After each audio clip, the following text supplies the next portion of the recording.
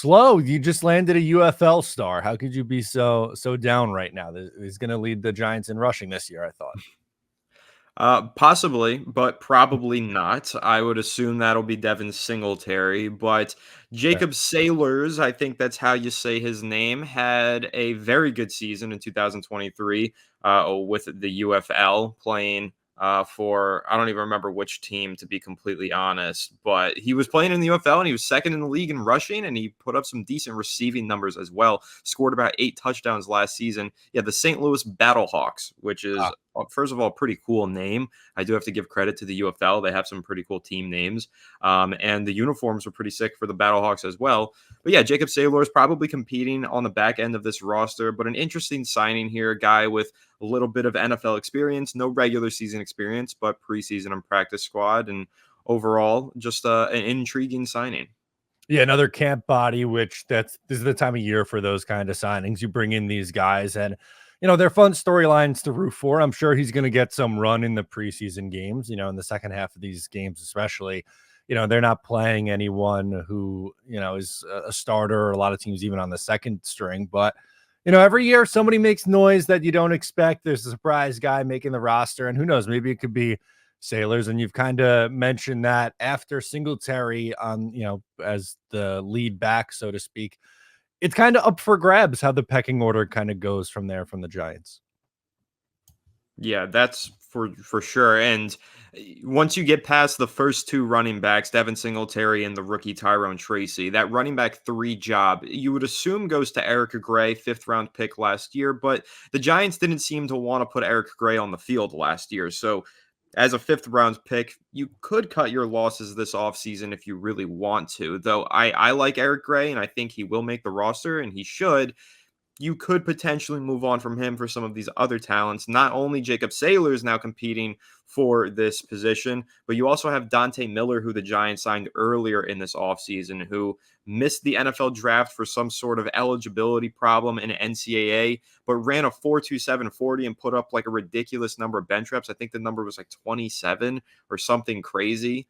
So I think my main takeaway from this actually is that the Giants are open to any avenue to find a talent, and they're scouting talent in pretty much any corner and crevice, which is a good thing because the Giants have a problem with talent. They don't have like an excess amount of it. So looking anywhere to find it, I think is a really good strategy for this Giants team and getting creative and out of the box to find some of these running backs. But I ultimately think that running back 3/4 job is going to come down to one of these creatively found runners, whether it's Dante Turbo Miller, that player that I mentioned, or if it is Jacob Saylors, or we'll see what happens with Eric Gray since the Giants didn't seem to want to use him last year. But there is some sort of a battle taking shape here now in that running back 3/4 zone. Yeah, absolutely. And like you're going to carry more than 2 running backs. Like, Tyrone Tracy, that's right. He should be slotted in, a 5th rounder from this year, probably should be slotted in as the second back. But, beyond that, as you kind of mentioned, Gray, I'd almost be surprised in a way if they gave up on him that quickly. Like, I just don't feel like we saw enough from him last year to determine one way or the other if he can be a guy or if he can't. So to cut bait that quick, I think would be surprising for me at least.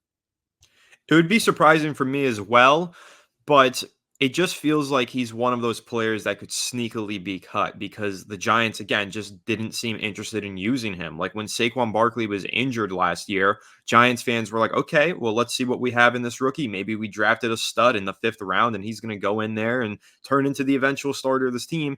And then he didn't get a single carry in one of those games. And then in the next game, he got like 5 or less. So it was just like, okay, they have no interest in putting this kid on the field. And when they did put him on the field, he looked decent in the backfield, but they also tried him out a lot on special teams, and he did struggle there as a return specialist. So it just overall felt like the Giants weren't crazy about what they saw from Eric Gray in practice and were afraid to see how that would translate to the regular season field. So sometimes when you see something like that, a team maybe makes a premature decision and they do cut bait rather quickly. Again, I don't think that they should. I like Eric Gray. I thought he was a good talent at Oklahoma, but it wouldn't completely shock me if the Giants felt like, hey, this is not a player we can depend on.